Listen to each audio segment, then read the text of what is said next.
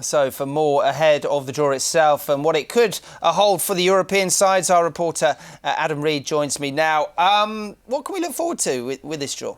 Well, these things are always very intriguing. Obviously, 3 years still to go until World Cup 2018, but it's always fun to see the build-up, and it really does start here. Just a little bit of how the draw is going to work. There'll be European sides will be split into 9 groups. There'll be 7 groups of 6 teams and then 2 of 5. We know that England, for example, are already going to be into a group of 6. That's because of TV scheduling reasons. We can play a little bit of Mystic Meg around these things and look into our crystal ball, so we can see what a potential best and worst scenario might be for England, for example. Let's just have a look at this now. You have a look now, and their best scenario, I mean, it could get really good for them. They've got potential. They're a top seed. They could face Iceland, Albania, the Faroe Islands, and then the real sort of small sides around Europe, Moldova and Andorra. But look at that. Look at what it really could throw up for them. England, Italy, Sweden, could be in their group, and Turkey as well. So, and a real long trip to Kazakhstan there as well. So, real big ifs or buts maybe still to come. But England will be looking with anticipation. I think they'll want that first scenario there, won't they? What about the other big nations in Europe? Well, even Germany, of course, who are the World Cup holders, they've got to qualify for this tournament, so they'll be in the draw as well, obviously in the top seeds. No side since France won it in France 1998. They were the last ones to qualify automatically. The rest of the top seeds around Europe, I'll just run you through the list now.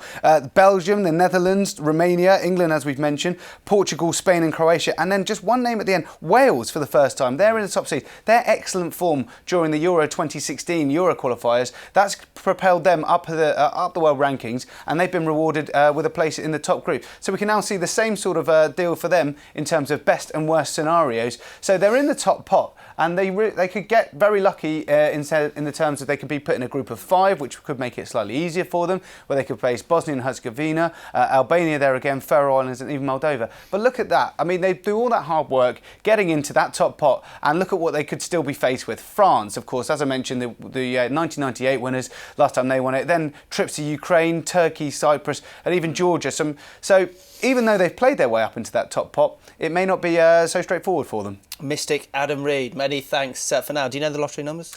Not yet, haven't bought a ticket yet. Our reporter Adam Reed is still with me here on set. He said there that they should be as good as Real Madrid. They've got some way to go, haven't they? Well, on the evidence of today's showing, 4-1, even in a friendly defeat, is not ideal. I mean, it does show the real golfing class between the two sides, potentially. City had a 16-year-old in as part of their centre-back pairing, and a 20-year-old. That was Cameron Humphreys making his debut, and Jason Denier. So that might even be an area they're still looking to improve on before the start of next season. It's not even been a great pre-season so far for City. They've had 3 games in Australia. They've only won 1 of them. They've not been very impressive, although one bright spark may be that Raheem Sterling, finally after making that move, he's got his first goal on that tour. So their aspirations are high. I mean, they've got a lot of work to do before the Premier League starts properly. They've got a couple of more pre-season games before having their first game on the first or second weekend of August. Sorry. And tell me this: is Europe or Premier League the priority for them this season, do you think?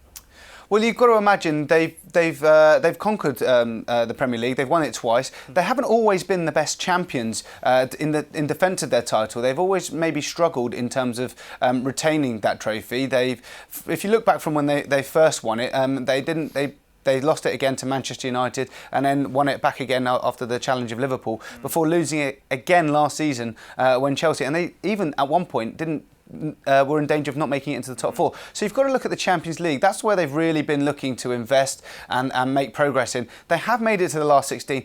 Their only problem is Barcelona. They keep coming up against them in the last 16. So you would think that if they could maybe hold off the challenge of Barcelona or avoid facing a club like that in an early knockout phase of the competition, then they could go far. But of course, football throws up more surprises than that. Absolutely, Adam Reed, many thanks.